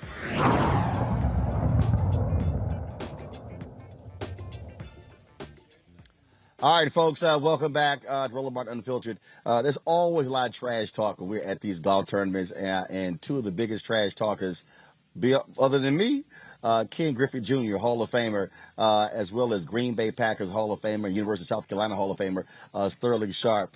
Here's us having a little fun before we teed off today at the tournament. Understand? Hold on, let me see that. Hold on, that don't mean nothing. Oh, everybody know I'm the coolest damn tech geek you ever seen. Multiple drones. I can do it all. Right. That little cute camera you taking photos with your son, that ain't nothing. Hey, I remember when you were on ESPN, your son was playing football, they had you in the end zone taking photos. See, I remember everything. That was cute. No, that wasn't. That was cute. Look. See, he don't know. He don't know. See, just because you got a drone, I got a No, drone. no. I don't have just a drone. No, I got the drone. No, I have multiple drones. No, see, I don't want to. We got multiple gear. No, because see, here's the deal. They gonna be shooting with a drone. I got the men with me, plus all the other tech. Hey, we need a Come versus on the drone. We need a versus. No. I'm telling you, I'm the coolest tech guy. That's right. If they say cool tech guy, it's me. I didn't see that when I looked in the dictionary and the cool tech. Oh, I guarantee you, it's like Roland. Ain't nobody else. No, I didn't see that. See that? See? He's a Hall of Famer in baseball. I'm a Hall of Famer in media. Oh, bro. No, actually I am. In tech. Actually, I get sworn in December. Oh, I get inducted in December. Hold on. Well, congratulations. Appreciate it. Thank you very much. Now, I don't want to see no Michael Jackson speech. Oh, no. Because, see, first of all, they only limit us to 2 minutes. It's okay, 'cause I'm going to throw my own Hall of Fame party. Okay, T.O. I'm going to throw my own Hall of Fame party. You know, they were like, oh, well, you know, it's going to be virtual. So you got 2 minutes. I was like, you 2 minutes? Yeah. Okay, I said, no, for everybody. Look, the mayor of Houston already said we're going to do a city celebration for you. I was like, that's what I'm talking about. That's what I'm talking about. Hey, man, this ass kicking chickens come another Hall of somebody Famer out. It just shows you how bad Florida really is. Another Hall of Famer. Hey, man, yeah, good, yeah. Just shows you how bad they are. Another Hall of Famer. We leaped on. Yeah. I was like, I ain't see that coming. I did. Yeah, I ain't see that saw coming. that coming? Yeah. Well, I didn't see I Florida didn't see being that coming. that bad. Because all I know is they ain't beat Texas A&M since we got to the SEC. Oh, my bad. I'm sorry. See, all right. So you about to rub a friendship wrong. No, I was like, people like Joe Tacon, Bakari, he might have Anton. a flashback. Yeah, you No, might, I'm just saying. No, I mean, like, I know some people in South Carolina. Hey, yeah, so you about to rub a friendship. What? No, I'm just saying. Since we've been there, y'all ain't never beat us. I'm just, I'm just saying. But it's all love. He get all silent. I'm gonna take over next year. Oh, you gonna take over next year? Win one game. You gonna take over the play call? One game. I'm just saying. It's been about 6, 7 straight, I think. Or 8. It might be 8. Yeah, it might be 8. You like rub it in, huh? Yeah. Or 8. If they spanked our ass 8 straight years, Shirley be like, y'all ain't won shit. He'd be on my ass. I would. You're right. I would. Hold on. Wait a minute. He told me last night what you said to him when he said his daddy couldn't stand you. He was a big-time Cowboy fan. Mm-hmm. And you like, yeah, because you know we put it on y'all. Yeah, I go into Look, Dallas. I missed the show this morning. I go into Dallas. I be like, probably get 4 today. Score 4 times. Not 4 receptions. I went in there on Thanksgiving, man. I scored 28. They beat it 31-28. Like, man, I should have played defense. D'd up on Michael Irvin. D'd up Michael Irvin. That's funny. What you got in there? Oh, hands. Mizuno irons. Mizuno irons. Cleveland wedges. Oh, okay. You know. Whatever works. Whatever works. We try. We try. You looking for my bag? Yeah. Put that in the car. That bag is over there. I'll tell you. Oh,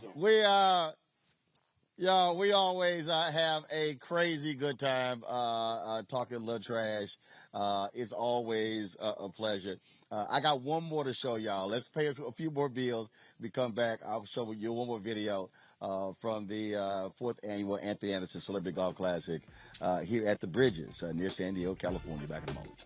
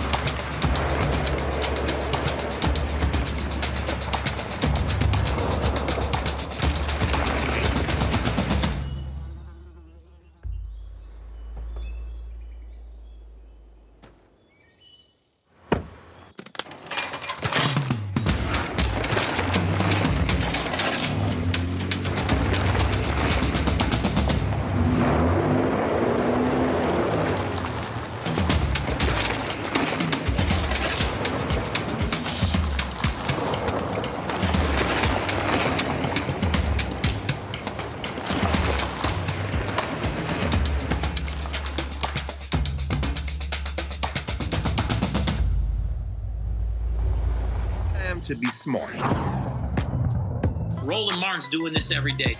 No punching! Thank you, Roland Martin, for always giving voice to the issues. Look for Roland Martin in the whirlwind, to quote Marcus Garvey again. The video looks phenomenal, so I'm really excited to see it on my big screen. Support this man, Black Media. He makes sure that our stories are told. See, this difference between Black Star Network and Black-owned media and something like CNN. I got to defer to the brilliance of Dr. Carr and to the brilliance of the Black Star Network. I am rolling with Roland all the way. Honored to be on a show that you own. A black man owns the show. Folks, Black Star Network is here. I'm real revolutionary right now. Wow, Roland was amazing on there. Stay black. I love y'all. I can't commend you enough about this platform that you've created for us to be able to share who we are, what we're doing in the world, and the impact that we're having. Let's be smart. Bring your eyeballs home. You can't be black-owned media and be scared. You dig?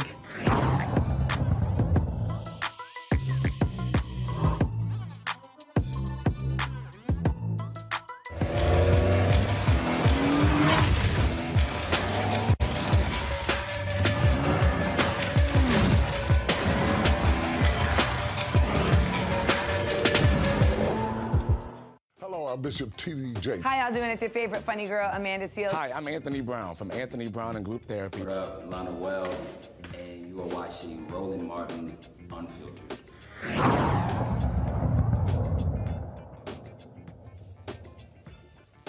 All right, folks, certainly glad to have all of you here again joining us. It's been this West Coast swing of ours.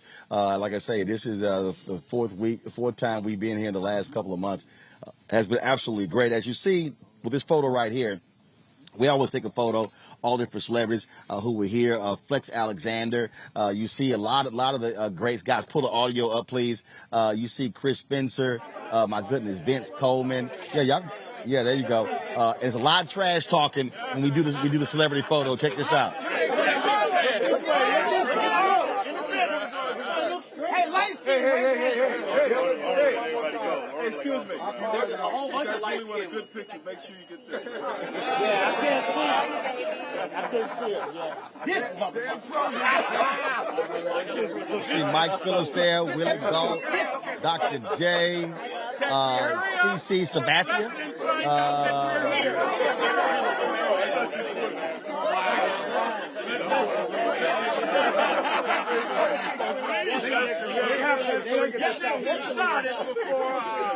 Yeah, just in case y'all see, so Henry zoomed in, you see Sid Entertainer, he had about 5 different colors of lavender on. So he was really, I bet Sid took all the lavender candles that they had on the golf course. They were all out. So it's always cool to see all the peeps. And so we're certainly glad to be here, folks. That is it.